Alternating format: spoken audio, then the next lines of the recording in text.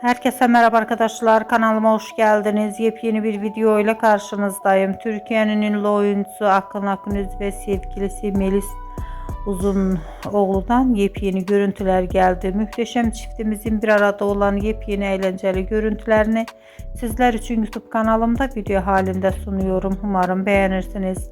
Arkadaşlar, videomu beğendiyseniz kanalımı izlemeyi ve bildirim butonuna basmayı unutmayın.